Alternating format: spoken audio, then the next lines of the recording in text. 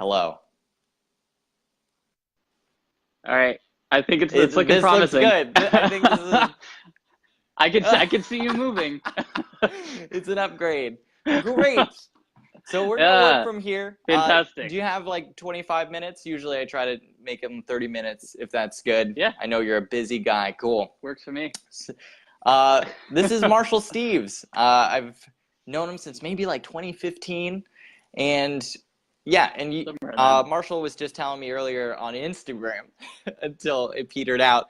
Uh, his deal is he takes architecture, photography, interiors, and a lot of it seemed Totally. to start with coffee shops.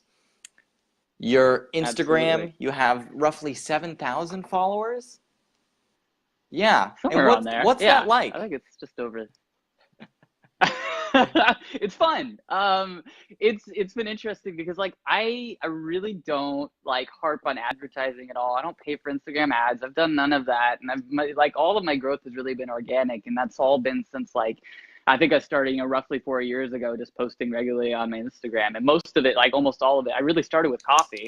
And the biggest reason I started was because I saw all these people like on Instagram, and back then it was like everyone was posting latte art photos, which was great. I mean they're beautiful and minded, but like I really appreciate environments and spaces, and so I wanted to see more of that. A big reason I go into various coffee shops and why I choose to go to them is because of the way they look and the environment and how they feel, and so I wanted to see more of that and get a feel for like what they looked like before I went in there and kind of make, well, I want to go to Yeah. this one for this type of environment. I want to go, and so I figured, well, if no one's doing it now, Mm-hmm. I may as well, I enjoy this stuff. And so I'm taking the photos anyway. Let me just post them on Instagram and see what happens. And I think I started trying to do it daily just because I was going to so many shops on a regular basis. I did my best to post daily, and I just kept doing it over and over and over and over again. And I'd try to, make it. I kind of set a goal of like trying to make like go to every single spot in Portland. I think I hit the majority of them. There's probably a few Yeah, hidden gems that I've missed or something like that. But at the very least, I feel like I've hit probably 95% of that's the spots in huge. Portland just to be able I to. think at one point Yeah. I bought the domain everycafeinportland.com because I wanted to do the same thing. Yeah, that's great. But like say I could like I had to move so I couldn't do it. But it's very cool. Like, Yeah. why do you think there's such a kind of fandom of cafe interiors?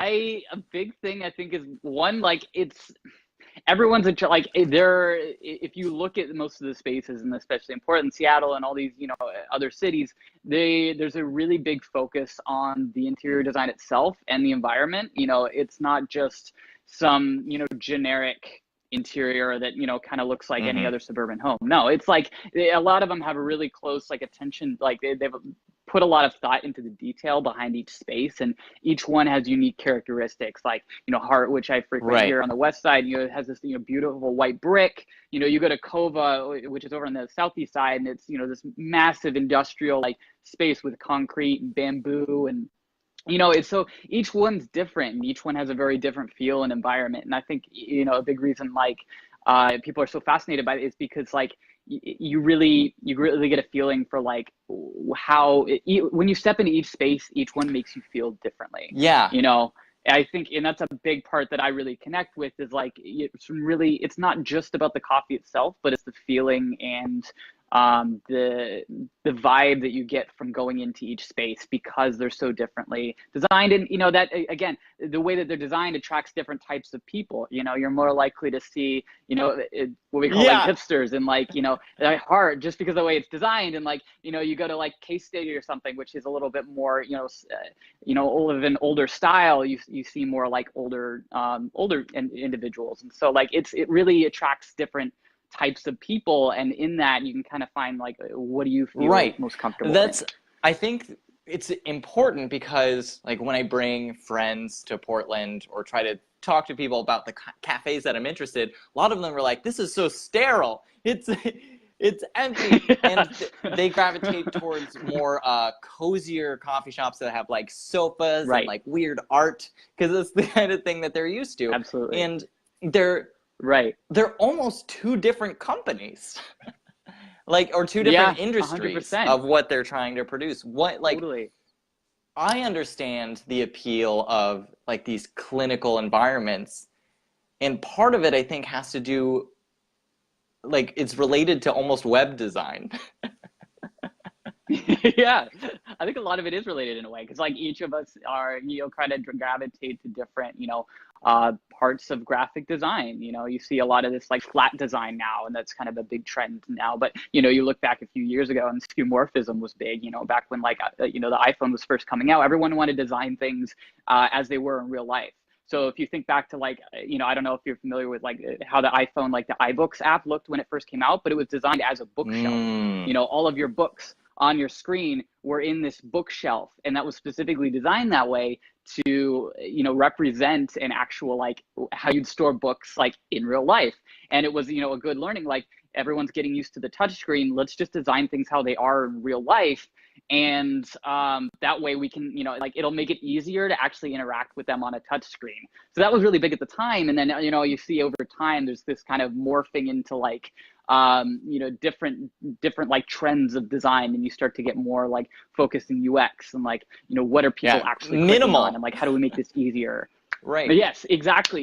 You get that simplicity to it because it makes it a lot easier for people to, you don't have to think about it. Who wants to Right. think? No one wants to think about things. So like, let's think about things for them and design it in a way that no one has to think about it. Which is like equal parts like thrilling and also a little scary.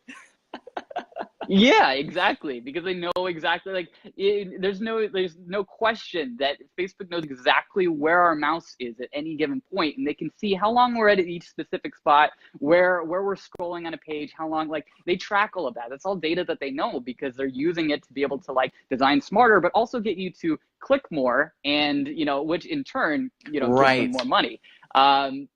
So it's interesting because like, design's kind of morphed into something that's like, let's design things to make monetizable, it easy for people to figure out. And now let's just do it to make money. And that's, I like that. You seem to have like a really in tune, like web development or technology focused mindset. Tell me about that. Yeah. Were you doing like technology work in Portland? Yes, and I currently also work at like a remote company that does like it's called Envision. It's basically we do like design prototyping. So it's basically allows you to kind of like allows companies to mock up applications and like real usable applications before they do any coding. So you can kind of create these artboards, which are the different screens of an application, link them together in a clickable way, and then pass that on to like, engineers. So it makes the design process a lot more streamlined because you don't have to go back and erase a bunch of code if you want to change something. You just move things around, you redesign them really quick. And then after you've kind of finalized something, and you can even, pass it on to stakeholders and say, hey, click through this app and see what you think. Or is there anything that you find that like, is throwing us off? Great. Okay, well, let's just move this button really quick in our design software. It takes like 2 seconds rather than having to go back and like change the code to do it. So it kind of streamlines the whole design process.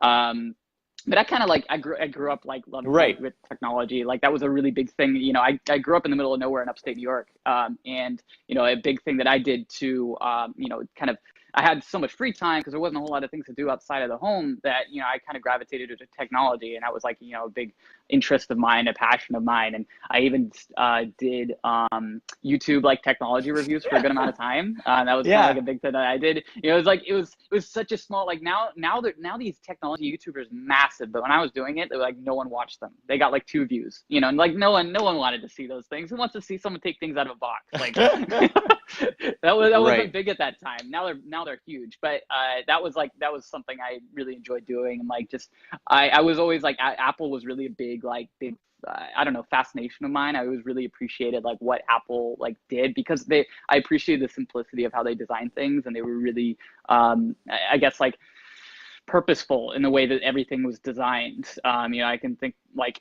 I remember when the first iPhone came out, like it was one button on the whole thing. Other than like, there's one home button, and the rest of it's like designed specifically around how like how things look in real life. You've got the Notes app that's actually designed as like a notepad. And again, like I mentioned, the books, iBooks was designed as like a bookshelf. And it made it really easy for people to transition to like from doing things like writing things on a piece of paper, like, oh, the Notes app actually looks like a Right. notebook. That's familiar. I know what to do with this. So I don't know. I always really kind of gravitated towards that really like, clean simplicity to technology, and taking something that's really sophisticated and making it, stripping it down to like its essentials to make it really easy for How people do to you think understand. this translates to potentially architecture or like interior design? Have you Yeah, read Christopher Alexander? I have not, Yeah, but because I've I heard feel of like him. this would be your It sounds really. stuff. Um, yeah, I I'm got gonna to check pull that it out. I'm over gonna write real that quick because down. I have it. One sec. Yeah, yeah. So similar to what you're describing, Christopher Alexander, like Uh-huh. I want to say like 60s or 70s, he wrote this book. Let's see, yeah, late 70s, 1979. The Timeless Nice. Way of Building. You've heard of this? Okay. Yep. Yep. Yeah, I've and totally heard of the it. like basic idea is he wrote a philosophy of how to build buildings that a lot of tech people were Mm-hmm. like, this applies to tech. And it's funny because they'll have him come and speak, and he'll tell people, he says, I don't think this applies to tech. Just a disclaimer. I think you're wrong. Exactly. But his idea is a beautiful interior is one where every single like piece has life, and it Yeah. has life, and it also is built from a kind of common, he calls it a pattern language of pieces that Mm, every cafe uses. Yeah, so for absolutely. example, like, and I can see it, I'm looking at your Instagram right now, there is a common theme in the cafes that you take. They're all drawing from the same language. Yeah. Absolutely, absolutely. It's not difficult to look at all those squares together and think like there's something really similar about all these spaces. I've had people tell me that don't know that have never been to any of these places. Do you just take photos of the same place over and over again? I'm not joking. I've got that question before. It's not that I've got it Mm-hmm. more than 3 times. People have asked me, do you just take photos of the same spaces in different corners every time? Like they really look that similar. And yeah, I think you're right. Is they're all kind of just like drawing from these same type of patterns and picking up on like, it's not just like what are people gravitating towards, but like what is our competition doing, and how can we take what they're Right. doing, make it maybe just a little bit better, or just put a spin on it. So we're getting that same audience. We know we're confident that it's going to work and there's going to be Right. people that like it, but we also want to make it a little bit different, put our own little spin on it and change it up a little bit. Question. Um, So you work for yeah. Envision. Is that like your nine to Mm-hmm. five? Okay. And Yeah. then this Mm-hmm. It photography is. work, is this like an extra source of income for you? Totally is. Nice. Absolutely. Like, yeah. It's And exciting. I want, like, how is that working out for you, balancing both of them? And what would you say is your goal with your photography? It's tough to Mm-hmm. balance the two. Absolutely. It's always a struggle. The thing is with photography, it's interesting. I've learned that it goes in waves there. I think it's specific mainly because Portland's such a, the type of photography I do, the interior photography, I focus on really bright, beautiful Scandinavian spaces that tend to go really well with natural light. That's Mm-hmm. just what I tend to gravitate towards. The issue is that during the winter months, which is the majority of the time in Portland, there's not Mm. consistent sunshine. So why would you want to book out a photography session a few months ahead when you're probably just going to have to cancel it and reschedule it because it's going to be overcast that day anyway? So the majority of my photography happens in the Mm. summer, the spring and summer, when you can really count on the sun being out, at least here. And that's when it gets really tough to balance, and I'll oftentimes have to either like pack my weekends full, and I'll, spend my entire weekends like back to back shooting, and then I'll edit during the week. But I try to dedicate a lot of time to editing because I really want to, I like to provide a really quick turnaround for all of my shoots. And the best way to do that is to devote your time to editing, because editing is the longest thing, you can do a shoot in like an hour, and then it'll take 4 hours to Yeah. edit all of the photos. Like editing is easily the biggest part and the most like time consuming. So I try to bundle my photo shoots all together, and then I'll just take a long, few days time and just focus on editing, and I won't do any shoots. And that really allows me to not only like put that focus in spending the time that I need to actually make them look right, but it also allows me to turn around that time and give them photos in a good amount of time where they don't feel like, oh, it's been Right. 3 months. Where are Yeah. my photos at? What's he actually doing? So I really try to, I do my best to kind of bundle all my shoots together in a few days, and then just spend a bunch of time editing. I'll just block out a bunch of days to actually just, focus on editing on those days. And it seemed to work well. It's always a challenge. Sometimes people will need shoots last minute, and it's, I'll have to, rearrange something or, push out some editing, but it's been a strategy that I think has really helped me. And, I always enjoy hearing people's responses when I get them their photos within a few Right. days rather than a few weeks. Because I always try to overquote just because, it's always that good feeling of like, oh, wow, you got him way early. I was not expecting that. Yeah, because I told you I wasn't going to give him that early. So, so I was trying to How over-deliver. old are you? That's 22. crazy. That's amazing. Like, do you ever think about that either? Absolutely. Absolutely. How does that kind of inform the work that you're doing as someone who's 22? It's interesting because like no one ever expects that I'm 22. They just kind of like, you look a little bit younger. I'm really curious. How old are you? And then it just kind of oftentimes will just like the reaction's the same as yours. But I don't know. Like I've always been really driven, and I've kind of known what I wanted to do. And if I find something that I want to do, I always like just I want to start right in. Yeah, I don't want to wait. And so I don't know. Like I guess I've got a younger perspective on things in some ways, but at the same time, like I don't know. I really love what I do, and I'm not a patient individual in a lot of ways, and that also goes to work. Yeah, I just really like if I find something that I really enjoy, I just want to start right in and start doing it. I don't want to wait for however many years to start. Right. Like I'm just gonna do it because why not? like we Right. can, And that's like the internet's empowered all of this incredible like ability for anyone to do anything. You see people that are like 7 years old that are blowing up on the internet because like some viral video, and now they're like getting back to back, like the yodeling kid. I don't know if you remember him, but like he totally blew up, and now I'm sure he's getting gigs off the bat for like all sorts of stuff. It's a and, wild like, platform, and I think the bar of entry is getting lower and lower because I meet people like yourself who are under like 25 or under, running fully fledged businesses online, and that's what I'm fascinated by, and also really excited about.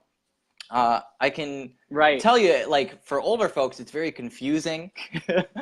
And also, like a little bit maddening for them because they're like, this doesn't seem like it shouldn't be this way. And I think like my day to day, I interact with folks who are kind of they're kind of upset. I don't know if you experienced this at all. I've seen that myself. Absolutely. That's why I'm always a little bit hesitant to tell people my age, to be honest, like, because I never know how they're going to react and like, suddenly backtrack and like, oh, you're 22. You must know what you're doing. Like, why am I hiring you to do it? I've honestly seen that reaction before. And so like, I'm always a little bit hesitant to like, let it out and tell people. So I will only, do it on judgment, but I never tell people my age unless they ask me, just because like, you never know, because there is still this stigma of like, you're way too young to be doing any of this stuff. You must not be experienced. It's absolutely still something that you see like a lot, especially with older generations. So it's always got to be play around the lines. Good on you, though. I also want to ask about Japan, because you went to Japan recently. I did. Yeah. I think this ties into your enthusiasm about cities and interiors too. So just tell me about your trip to Japan. It was nuts. It blew me away. I have to go back. I'm gonna be going back. Like I didn't get enough time. I So I have a friend that's teaching English out there. She's in Fukuoka, which is on the opposite side of Japan as Tokyo. So I flew to Tokyo, and then I instantly went and spent 2 days with her in Fukuoka, which is really neat because it's still a city, but it's so far Hmm. separated from Tokyo. It's a lot smaller that they don't get a lot of tourism. So it was really interesting to put myself in that situation where one, like very few people know Mm. English. Two, you usually get stared at because people aren't used to seeing some, white Caucasian kid Yeah. like walking around. Um, and three, like you really get a different, it's less international than Tokyo. So you really get a feel for like how Japan actually is and how people are living their daily lives. And it was so, like, I don't know, it changed my mind in a lot of ways and kind of opened me up to like, it's really different than a lot of people just, everyone has a different, different experience. And so someone tells you how it's going to be Right. this way, you're probably not going to have the same experience as what someone tells you because everyone's experience is So different. And I yeah. think one thing that Yeah. So oh for no, go so for ahead. you, like what were you looking at? What were you getting into? Yeah. I mean, for me, like I love streets. I love the way that people, just like the city itself and the way that people are interacting. Like I love trains, all the public transportation, all of this, just because like it really puts you and shows you what people are living like in their daily lives. I love that. I love just like that. I just take this fascination in like how people are spending Hmm. their days and like what their days look like. A lot of that is just you're walking around a city, you're going from place to place, you're on a train, like going to work, things like that. And I think what really struck me is like one, the Japan's sidewalks are always a lot more packed in general, even in their smaller cities. One, that's because their sidewalks are smaller in general, and their bicyclists ride on the sidewalks rather than in the streets. So they're kind of, Hmm. maneuvering through the pedestrians. And, a lot of people don't like that, but I love it specifically because it just creates this more energy. There's more energy of like people, you see people everywhere. And it gives you like there's more energy to work off of, and I think that's one thing that I really appreciated is like there's more people around all the time. The everyone, like everything seems busier. And they're in general their interior spaces are a lot smaller than ours. I every like my one sentence answer to how I experienced like Tokyo specifically is Tokyo feels like New York City if everyone obeyed the rules. Um, like it's just this super clean, like it's this massive metropolis area, but like there's no trash on the sidewalks, and a big part of that, like, they don't have trash cans. They don't have public trash cans, but there's also no trash anywhere. I think that says a lot just Uh-huh. about the people in general and how respectful they are. They carry around their trash with them and throw it away at home. Like that Right. says a lot. Even if something as simple as the escalators, here in the US, everyone just stands Yeah. everywhere on the escalator. If you want to walk by, good luck. In Tokyo, everyone stands on one side so people can actually walk up the other side of the escalator in every situation. I never saw one straggler for that. It's just like it's that level of respect. No one talks on the trains. Right. Everyone's really silent just so you can rest a little bit because people are working so much. It's that little bit of time to like sleep because it's your only chance to like escape from your work, that you oftentimes see people nodding off on the trains, and people are really respectful of that. No one's Mm. talking on their phones or anything. So Um, there's just this level of respect that really kind of surprised me, and not really, it didn't fully surprise me because right. I was expecting it, but it was different than Yeah, what I it's was different from expecting. probably what you experienced as well. As far Absolutely. as like photography and your design interest, did you bring anything home that Yeah, you learned that you kind of like really latched onto and maybe even want to implement?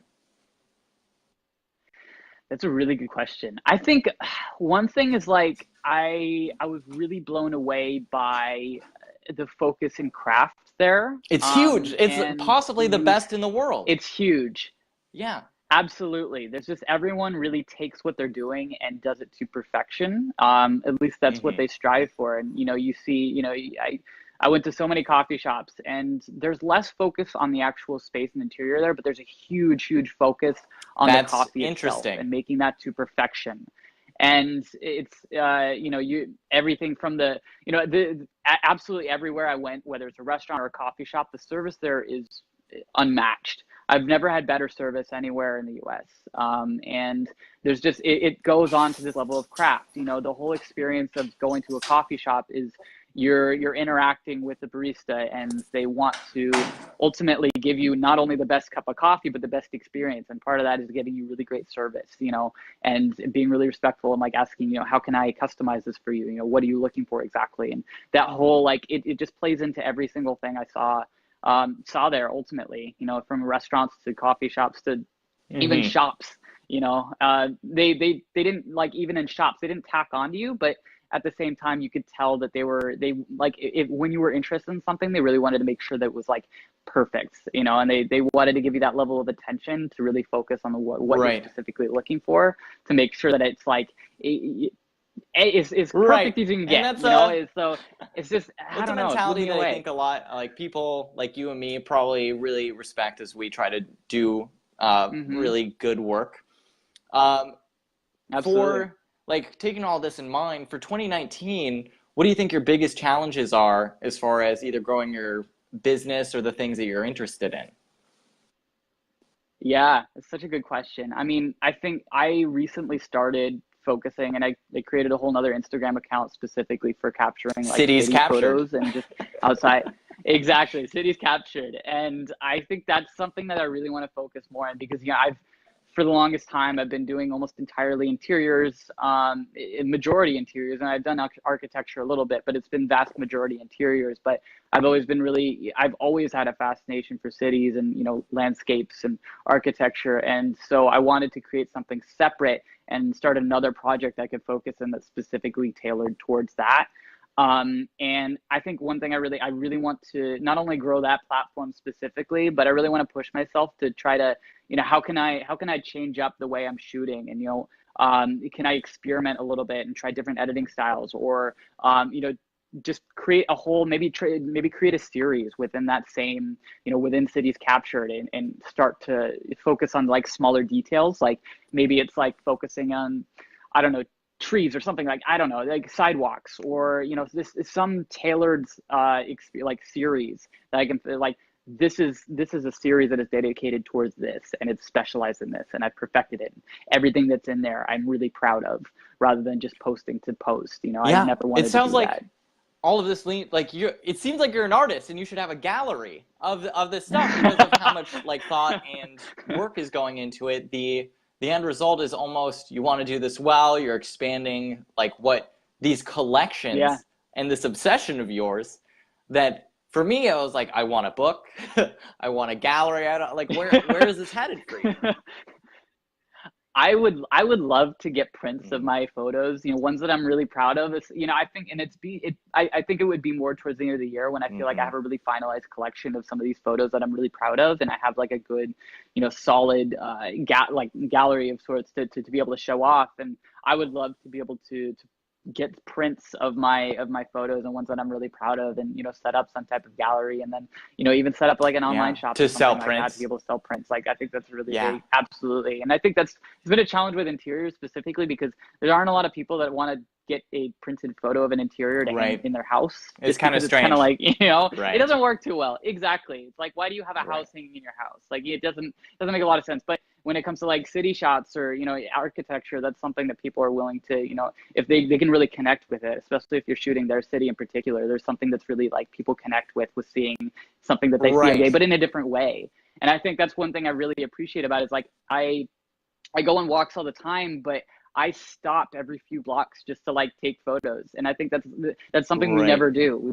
We get from one place, and we want to get there as quick as we can. So I really want to stop and show people the details of what they're missing on a regular basis, just to show them, like, you probably could walk by this every day, but just stop and look at it for a second, and like appreciate the beauty in that, because like it's something that, it's so easy to miss, because we're always Right. busy all the time and trying to get from one place to another. And so I think that's one thing that I've really, like, it really inspired me to start it, was I wanted to, I don't know, I just wanted to show people like the small details of like beautiful things that like That's we miss so cool. often. So Uh, we have a couple minutes left, and I love your enthusiasm and just like how much you yeah, and how appreciate much. it. I love your Thank you. enthusiasm too. Um, what what kind of media are you consuming as far as content, whether it's like podcast or Instagram? When, because your work seems to be coming from an informed place. Who are the people that you have your eyes on? Absolutely. It's a great question. I mean, Instagram's Hmm. always been a big one, but I've been really starting to get into podcasts more. And it's interesting because as someone that really appreciates city, I'm really into urban Hmm. planning. And so I've been listening to a lot of like urban That's planning so podcasts in funny. particular. Ones like, it's yeah. And I think it sparked my interest specifically because it's kind of changed my mind in thinking about how city, because if you think about it, every city is designed with purpose. There's someone that Uh-huh. put that there. Nothing's just planted out and like, oh, let's say, like everything's purposely designed. And I think listening to these top podcasts specifically about like city planning is really kind of like, it's shifted my perspective and like thinking about how do I want to What photograph these titles? things and like these. So one's called Strong Towns. It's Strong been a big Towns. one of mine. Another one is it's by Monocle. Got I it. can't remember the name off the top of my head for some reason, but it's got urban in the name. It's by Monocle. If you Cool. search those Do two, you I think listen it'll come to up. 99% Invisible? That Yes, it's so absolutely. good. It's so Yeah. good. It's one of my favorites. I love 99% Invisible. It's like there's always something like every Oh single one yeah. is inspiring, every episode. It's just one of those like perfect podcasts that like I feel like they never That's put out awesome. anything awful, It's like everything's really great and really What about inspiring. So like books or Instagram accounts that you like really like? yeah, I mean, Instagram accounts, I'm Hmm. all over the board. I focus, there's a lot of, it's hard for me to name any Right. ones in particular. I could get you like, I could list out a name. I could like It's double probably check and whoever research you're and like give you following. like a name of like 10. But exactly. And like, the thing is, it's like, I try to keep my follower Hmm. count really low because one thing about Instagram is because of the way that they're designing content, it's really easy to miss content of Mm, people. So I really keep my followers' content low, and I follow very few people, but that's because I want to see all of the content that right. they're actually sharing. I really like love like if I'm following someone, it's because I really love their content and I want to see everything of that. And like the only way, unfortunately, right now to be able to do that is to follow as few people as possible and follow those ones that you On really that, care about. yeah. And I think Wait, may like I interrupt? On that yeah, yeah. note, do you think that there are any like emerging platforms or opportunities to have better content sharing online? Absolutely. I mean, I think I I haven't found and I haven't heard of any platforms yet that I feel like are going to be as powerful yet. I don't doubt Yeah. they're in the making though, and I think there's a lot of people right now that are really frustrated that their content isn't getting viewed, and I can even like tell from personal experience. Last summer, the majority of my photos were getting around about Hmm. 700 800 likes on average, and it's significantly dropped to 200 300, and a big part of that is because people just aren't seeing my content anymore. And I think that really frustrates people because they see their follower count grow, but there's no interaction with Hmm. those followers. Guess what? It's because they're not seeing your content because Instagram's not sharing it with them. So I think there's a really big potential for a new platform that, now I would love to see something that not only just focuses in photos, but also focuses in audio, because I think podcasts and photography are so Yeah. tied together in so many Audio, different ways. we're in an And I audio think it'd be boom, really, and it's absolutely, crazy. absolutely. Yeah. It's insane. And I think I don't know if I've seen an app that's really kind of focused specifically on like I haven't seen an Instagram for Hmm. podcasts yet. And I think that there's a really big opportunity to be able to kind of capitalize on that. Like Apple's podcast doesn't really do a good job of like discovery, Discovery is I still tremendous. have Is to. honestly because of like this whole money-driven advertisement thing. How Discovery Yep. is today super difficult across the board. Absolutely. I think the only I've been really impressed with how Spotify does with music in discovery. And I feel like that's the only app that I'm actually happy with how the discovery works, is Spotify and their music suggestions. I haven't found any other application that's given me any Hmm. type of suggestions that I've been happy with. I really have to do a lot of digging, but Spotify I feel like is really nailed down the discovery feature of music, and I want to see something like that for podcasts. I want to see something like that for photos. I really want even videos. YouTube's kind of gone down the platform too, and like I feel like I want to see something specifically for podcasts and photos that it takes into account what Spotify is doing for music. Actually look at what I'm listening to and yeah, push it a little bit. I want to hear something different, I want to hear something familiar, but I also want something different and new, but that's kind of related into what I'm already listening to. And I think, there's an opportunity, a huge opportunity for that within photos and specifically Right. podcasts, because I don't think there's any app that I can think of off the top of my head that's really doing that That's for podcasts right fascinating now. and a huge opportunity. And I'm sure we're going to ongoing talk about Absolutely. this. But I think that's our time for Totally. today. I'm so happy that you were able to make time for this, and I hope to talk to you soon. Yeah, Yeah, absolutely. Thanks again. absolutely. We'll keep in touch. And everyone, this has been Marshall Steeves on the Orbit. And we will, we'll interview more folks and hear more from Marshall, hopefully in the future. Sounds great. I Yeah, I'm appreciate it as glad always. technology worked. Same. It's Cool. always, Take it's it always easy, a good man. thing.